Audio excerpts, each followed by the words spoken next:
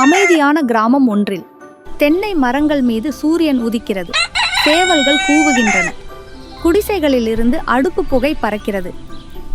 எல்லாமே அழகாகவும் அமைதியாகவும் தெரிகிற காலை வேளை. பாலு, தாத்தா தாத்தா வாங்க நாம மீன் பிடிக்க போகலாம் என்று கேட்கிறான். தாத்தாவோ ஓ சரி சரி போகலாம் என்று சொன்னார்.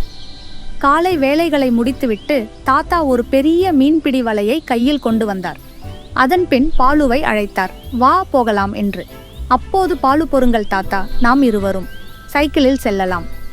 அது எப்படி பாலு என்று தாத்தா கேட்டார். பாலு தனது ஹேண்ட்பேக்கை திறந்தான். அதில் ஒரு வெளிச்சம் வந்தது. அவன் ஒரு குட்டி சைக்கிளை எடுத்தான். தாத்தா அதை ஆச்சரியமாக பார்த்து கொண்டிருந்தார். மேலும் அவன் அந்த குட்டி சைக்கிளை கீழே பையுடன் வைத்தான். அது பெரிய சைக்கிளாக மாறியது. தாத்தா சைக்கிளில் ஏறி அதன் பின் ஓட்ட ஆரம்பித்தார்.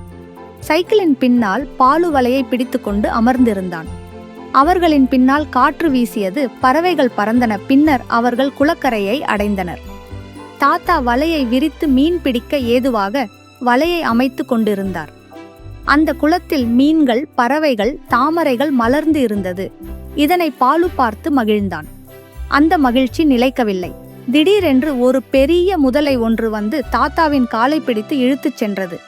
பாலு ஆச்சரியத்துடன் என்ன செய்வதென்று தெரியாமல் பதற்றத்துடன் தனது ஹேண்ட்பேக்கை திறந்தான். அதில் ஒரு வெளிச்சம் தோன்றியது. பின்னர் அவன் ஒரு அண்டர் வாட்டர் ட்ரெஸ் எடுத்தான். அப்படியே குளத்திற்குள் குதித்தான். அங்கே அவன் கண்ட காட்சி வண்ண மீன்கள் அழகாக நீந்திக் கொண்டிருக்கின்றது. மேலும் ஒரு ஆச்சரியம், முதலையை தேடிக் கொண்டிருக்கும் போது முதலையின் கோட்டையை பார்க்கிறான். அந்த கோட்டையின் வாசலில் 2 ராட்சச நண்டு காவல் காத்து கொண்டிருந்தது. பாலு அணிந்திருக்கும் அண்டர் வாட்டர் ட்ரெஸ் நீருக்குள் யாருக்கும் தெரியாத இன்விசிபிள் ட்ரெஸ்ஸாக மாறியது.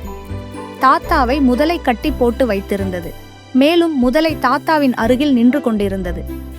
பாலு யாருக்கும் தெரியாமல் உள்ளே நுழைந்தான். முதலை நகர்ந்தவுடன் தாத்தாவின் அருகே சென்று அவன் மெதுவாக கயிறை அவிழ்த்தான். தாத்தாவின் கண்கள் மகிழ்ச்சியில் பெரிதானது. அவர் பேச நினைத்தார். ஆனால் பாலு அமைதியாக இருக்கச் சொன்னான். மேலும் 2 பேரும் மெதுவாக நகரும்போது அங்கே முதலை வந்தது. உடனே தாத்தா பாலுவை தூக்கிவிட்டார். இருவரும் முதலை கோட்டை விட்டு வெளியே வந்து கோட்டை கதவை பூட்டி வைத்தார்கள். காவல் இருந்த நண்டுகளை சங்கிலி வைத்து பாலு கட்டினான். இறுதியாக அவர்கள் நீரின் மேல் பாய்ந்து வந்தனர். சூரியன் மறைந்தது. வானம் ஆரஞ்சு பொன்னிறத்தில் ஒளிர்ந்தது. இருவரும் ஒருவரை ஒருவர் கட்டியணைத்தனர். கரையில் மாய சைக்கிள் காத்திருந்தது. தாத்தா பெருமையாக சிரித்தார். பாலுவின் இதயம் மகிழ்ச்சியில் நிரம்பியது.